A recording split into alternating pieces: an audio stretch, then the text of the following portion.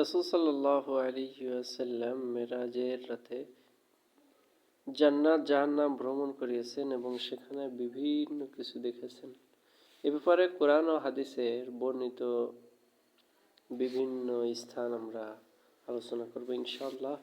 কোরআন থেকে দলিল: وقال تبارك وتعالى والنجم إذا هوى ما ضل صاحبكم وما غوى ইলা আখিরিল আয়া। সূরাতুন নজমের ১ থেকে ১৫ নং আয়াত পর্যন্ত আল্লাহ তাআলা মেরাজের ঘটনা বর্ণনা করেছেন এবং জান্নাতে কি কি দেখছেন, কোথায় অবস্থিত সে বিষয়ে আল্লাহ তাআলা বর্ণনা করেছেন। এখন রাসূল সাল্লাল্লাহু আলাইহি ওয়াসাল্লাম কি বলছেন হাদিসের ভিতর আমরা জানবো আরো। রাসূল সাল্লাল্লাহু আলাইহি ওয়াসাল্লাম বলছেন, উতিতু বিল বুরাক ওয়া হুয়া দাবরাতুন আবিয়াদু ইলা আখিরিল হাদিস।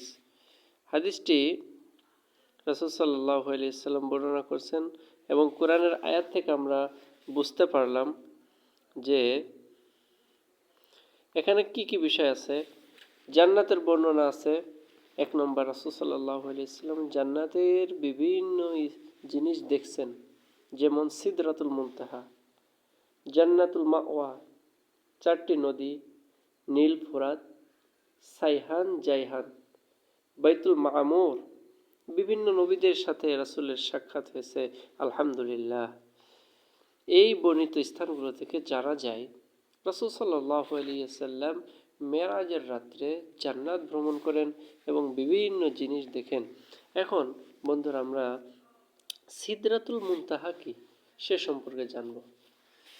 সিদরাতুল মুনতাহা একটি গাছ যা জান্নাতের ৭ম আসমানে অবস্থিত।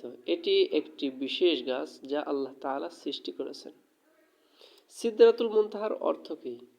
সিদরাতুল অর্থ লাউ, একটি গাছ। সিদরাতুল মুনতাহা অর্থ একটি গাছ যা লাউ বা বড়ই গাছের মতো।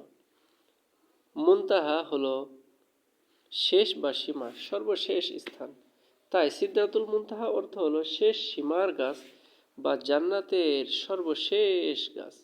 সিদরাতুল মুনতাহার বর্ণনা কোরআনে সিদরাতুল মুনতাহার বর্ণনা এসেছে, ইনদা সিদরাতুল মুনতাহা ইনদাহা জান্নাতুল মাওয়া, সূরাতুন নজম ১৪-১৫ নম্বর আয়াত। সিদরাতুল মুনতাহার কাছে যার নিকট জান্নাতুল মাওয়া অবস্থিত। সুবহানাল্লাহ। জান্নাতুল মাওয়া সিদরাতুল মুনতাহার কাছে, অর্থাৎ রাসূল সাল্লাল্লাহু আলাইহি ওয়াসাল্লাম সিদরাতুল মুনতাহার কাছে গেলেন, তারপরেই জান্নাতুল মাওয়া। আলহামদুলিল্লাহ, কি সৌভাগ্য, কি সৌভাগ্য। রাসূল সাল্লাল্লাহু আলাইহি ওয়াসাল্লাম দুনিয়ার জিন্দেগিতেই জান্নাতুল মাওয়াতে ভ্রমণ করেছেন, আলহামদুলিল্লাহ। রাসূল হাদিসের ভিতর বলছেন, রাসূল সাল্লাল্লাহু আলাইহি ওয়াসাল্লাম মেরাজের রাতে সিদরাতুল মুনতাহা দেখেছেন। বুখারী শরীফের ৩২০৭ নং হাদিসে বর্ণিত আছে। সিদরাতুল মুনতাহার বৈশিষ্ট্য সম্পর্কে আরও বর্ণিত আছে, এটি একটি বিশেষ গাছ যা জান্নাতের ৭ম আসমানে অবস্থিত। এটি জান্নাতের শেষ প্রান্তে অবস্থিত। এটি আল্লাহ তাআলার নূরের দ্বারা আবৃত। এটি জান্নাতের বিভিন্ন নিয়ামতের উৎস। জান্নাতের শেষ প্রান্ত বলতে দুনিয়ার শেষ, জান্নাতের শুরু।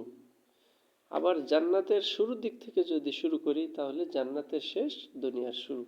সিদরাতুল মুনতাহা একটি বিশেষ গাছ যা জান্নাতের ৭ম আসমানে অবস্থিত এবং এটি জান্নাতের শেষ প্রান্তে অবস্থিত, আলহামদুলিল্লাহ। এখন সিদরাতুল মুনতাহার মাধ্যমে জান্নাতের কি কি নিয়ামত, এগুলো ইনশাআল্লাহ আমরা জানব। জান্নাতুল মাওয়া ১ নম্বর, সিদরাতুল মুনতাহার কাছে জান্নাতুল মাওয়া অবস্থিত, যেখানে জান্নাতের বিভিন্ন নিয়ামত রয়েছে। ২. নূরের গাছ।